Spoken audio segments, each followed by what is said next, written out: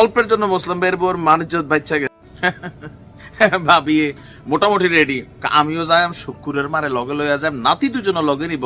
যারা এই সমাবেশে বিশেষ করে আমাদের মহিলারা আসছিল তাদের অনেককে প্রশ্ন করছিল আপনার দাবি কি? খালেদা জিয়া। জানেই না কই আছে, আপনি কই আইছেন? আমরা কইছে আইতো, আমরা আইছি।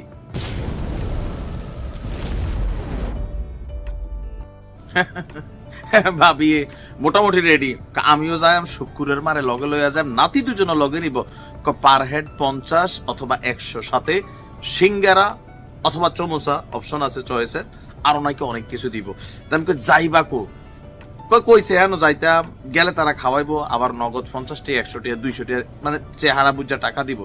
তামকে এখন যে সাংবাদিকরা প্রশ্ন জিজ্ঞা দেখো না যে আপনি কোথায় আসছেন, এরকম প্রশ্ন জিজ্ঞা আমাকে অবশ্যই জিজ্ঞাসা করে, উত্তর না পারলে কিন্তু ভাবি ভাইরাল হয়ে যাবে। না ভাই তাহলে বাদে দিলাম। হ্যাঁ, অল্পের জন্য মুসলিম ভাইয়ের বোর মানিজ্জত বাচ্চা গেছে কেন? আমরা গতকালকে এনসিপির যে মহাসমাবেশ দেখছিলাম, মানে 2রা মে আওয়ামী লীগ নিষিদ্ধের দাবিতে, তো দুষ্ট কিছু ইউটিউবার আছে, মানে নিউজ কম করে পাবলিকরে প্রশ্ন বেশি জিগায়। তো এরকম কিছু ইউটিউবার আপনার যারা এই সমাবেশে বিশেষ করে আমাদের মহিলারা আসছিল তাদের অনেককে প্রশ্ন করছিল আপনার দাবি কি? খালেদা জিয়া। জানেই না কই আছে, আপনি কই আইছেন? আমরা কইছে আইতো, আমরা আইছি। এখন এই যে ঘটনাটা, এটা আসলে এনসিপির জন্য অন্তত রাজনৈতিক দল হিসেবে কি বার্তা দিচ্ছে? দেখেন, আওয়ামী লীগে এই চরিত্র ছিল, বিএনপিতেও ছিল, এখন এনসিপিতে এসে ভর করছে। এখন আমরা তো নতুন বন্দোবস্ত অথবা নতুন রাজনৈতিক একটা চিন্তার দিকে যখন বাংলাদেশ এগোচ্ছে, তখন যে দলটার উপর নির্ভর করে এই যে আমরা স্বপ্ন দেখছি, সেই দলেই ভাড়া করা লোক দিয়ে না প্রোগ্রাম চলা। আর আমাদের কি বলা হয় যে বাংলাদেশ জাতীয়তাবাদী যুব দলের কেন্দ্রীয় সভাপতি আব্দুল মোনায়েম মুন্না, তিনি তার বড় দাবি করছেন 2-4% না ভাই, 50%। জাতীয় নাগরিক পার্টির শুক্রবারের যে সমাবেশ ছিল সেখানে অর্ধেক লোকই ছিল ভাড়া করা। কথা কিন্তু সত্য, অর্ধেক না হোক কাছাকাছি লেভেলের হবেই হবে। কারণ কি, মানে বুঝাইতে চাইছে যে আমাদের অনেক জনসমর্থন আছে। এই টাকা বাচ্চু দিচ্ছে কেন? বাচ্চু দিচ্ছে আর শামসুরা কেন এটাকে বন্টন করছে? প্রশ্ন এখানে আসে। আমরা আজকে দুপুরে নগরের একটি হোটেলে বিএনপি, যুবদল, স্বেচ্ছাসেবক দল যৌথ সভায়, ছাত্রদল যৌথ সভায় একটা করা হয়। সেখানে তার অভিযোগ ছিল যে ওই সমাবেশে সব মিলিয়ে 1000-এর মতন লোক হয়েছে। আমার ধারণা 1-1.5 বেশি হবে না। তবে এর মধ্যে অর্ধেক লোক ছিল ভাড়া করা ভদ্র মহিলা।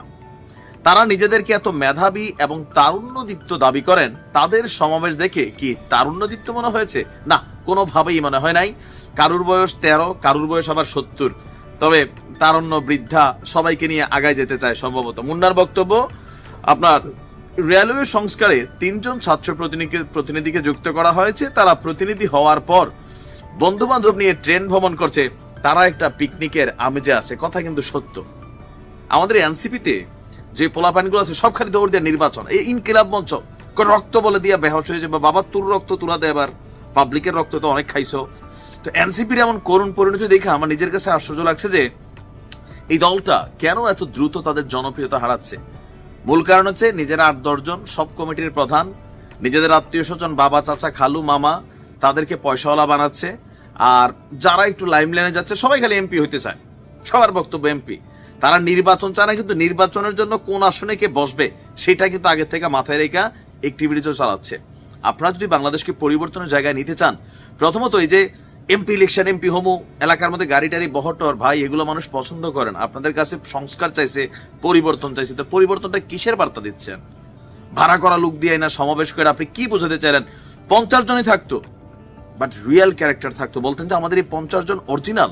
কিন্তু এটা তো করতে পারেন নাই। এনসিপি নেতাদের অনেক সতর্ক হতে হবে। এমন কোনো কিছু করা যাবে না মিডিয়ার এই যুগে যে নিজেদের মুখোশটা খুলে যায়, যে ভাড়া করা লোক দিয়ে না আপনারা প্রোগ্রাম চালান। বিএনপির এই দাবি শতভাগ যৌক্তিক। ভালো থাকুন।